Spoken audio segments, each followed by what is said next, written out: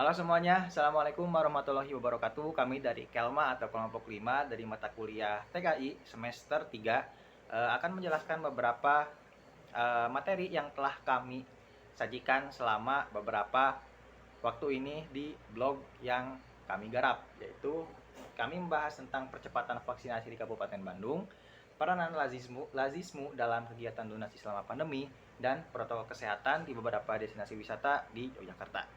Seperti apa penjelasannya? Yuk kita simak video kali ini. Data tersebut kami peroleh dari COVID-19 bandung.go.id yang dimana merupakan website informasi COVID-19 resmi dari pemerintah Kabupaten Bandung.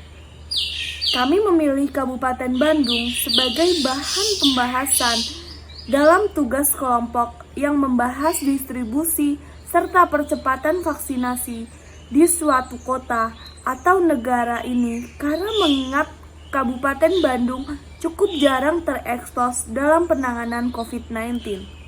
Pada data di atas, kita dapat melihat bahwa pemerintah Kabupaten Bandung telah melaksanakan vaksinasi yang menjangkau semua lapisan masyarakat, mulai dari masyarakat umum, masyarakat rentan, remaja, lansia, petugas kesehatan, petugas publik, disabilitas, ibu hamil, hingga ibu menyusui. Terdapat 3 kalangan masyarakat yang memiliki target vaksinasi paling tinggi Kabupaten Bandung, yakni masyarakat umum, remaja, dan masyarakat rentan. Vaksin masyarakat umum memiliki target hingga 1.957.103 sasaran.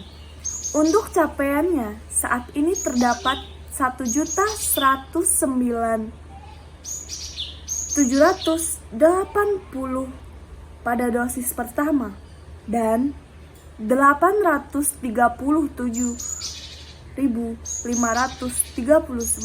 pada dosis kedua.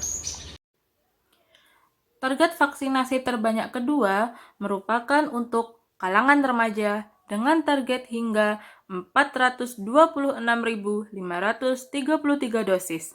Saat ini, capaiannya sudah memasuki angka 239.265 pada dosis pertama dan 187.946 pada dosis kedua. Selanjutnya, di urutan ketiga terdapat vaksin untuk masyarakat rentan dengan target dosis mencapai 176.736 dosis. Masyarakat rentan merupakan masyarakat yang tinggal di daerah dengan jumlah penularan COVID-19 yang tinggi atau zona merah. Untuk vaksin masyarakat rentan sendiri, kini dosisnya telah mencapai 96.128 untuk vaksin dosis pertama dan 81.332 untuk vaksin dosis kedua. Di urutan selanjutnya, hingga akhir, terdapat golongan petugas publik dengan target vaksin 171.521 dosis. Golongan lansia dengan target vaksin 148.728 dosis. Golongan ibu menyusui dengan target vaksin 21.855 dosis. Golongan petugas kesehatan dengan target vaksin 20.151 dosis. Golongan ibu hamil dengan target vaksin 9.648 dosis dan golongan disabilitas dengan target vaksin 3.099 dosis. Penurunan pendapatan dan peningkatan pengeluaran terjadi di masa pandemi, terutama dalam hal pangan, papan, dan kesehatan. Pada saat yang sama, terjadi kerawanan pangan di tengah-tengah masyarakat. Pangan menjadi sumber pengeluaran terbesar di masa pandemi, maka perlu inisiatif untuk mendorong kemandirian pangan masyarakat. Pada saat yang sama, kemandirian pangan mampu mengatasi kerawanan pangan. Di sisi lain, hal yang positif di tengah pada pandemi adalah keamanan berderma masyarakat masih cukup tinggi. Fakta tersebut merupakan riset-riset dari lembaga-lembaga di Indonesia.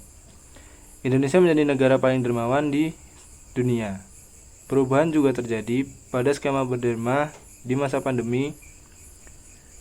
Masyarakat berderma melalui skema digital.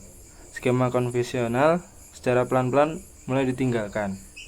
Muhammadiyah bergerak cepat untuk bisa bergerak mengikuti perkembangan zaman. Oleh karena itu, Lazismu menciptakan layanan aplikasi berbasis laman.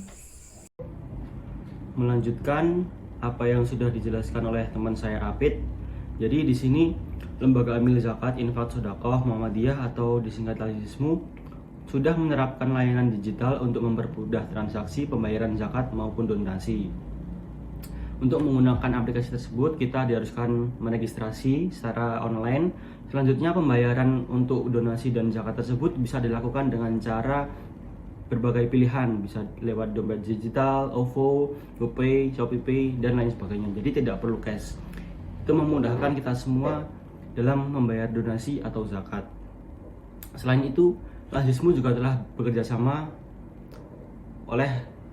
bersama beberapa bank. Jadi tidak hanya dompet digital seperti Dana, OVO, tapi juga sudah bekerja sama dengan beberapa mobile banking atau bank. Berlanjut ke pembahasan berikutnya, yaitu tentang destinasi wisata di kota Yogyakarta. Yang pertama adalah Kebun Binatang Gembira Loka. Kebun Binatang Gembira Loka ini mulai beroperasi tanggal 13 September 2021 di saat pandemi. Dan kali ini Gembira Loka mematok tiket seharga Rp75.000 dan diwajibkan untuk para pengunjungnya itu telah menerima vaksin dan scan QR code dari aplikasi Peduli Lindungi. Lalu kemudian destinasi wisata berikutnya yang sudah dibuka di kala pandemi yaitu ada Tebing Breksi. Dan Tebing Breksi ini di masa pandemi kemarin itu sudah beroperasi kembali dan jam bukanya yaitu dari jam 6 sampai jam 9 malam. Untuk tiketnya itu Rp10.000 per orang dan sama seperti Gembira Loka, Tebing Breksi ini mewajibkan untuk scan QR code di aplikasi Peduli Lindungi. Nah, terus untuk satu lagi destinasi wisata yang buka di kala pandemi ada Hutan Pinus Mangunan. Nah, Hutan Pinus Mangunan ini menjadi salah satu destinasi wisata yang diperbolehkan karena memenuhi syarat untuk buka saat PPKM level 3 beberapa bulan lalu. Hutan Pinus ini, untuk mengunjungi Hutan Pinus Mangunan ini wajib untuk menunjukkan sertifikat vaksin, menaati protokol kesehatan, dan scan QR code Peduli Lindungi. Mungkin itu untuk penjelasan protokol kesehatan di beberapa destinasi wisata di Yogyakarta.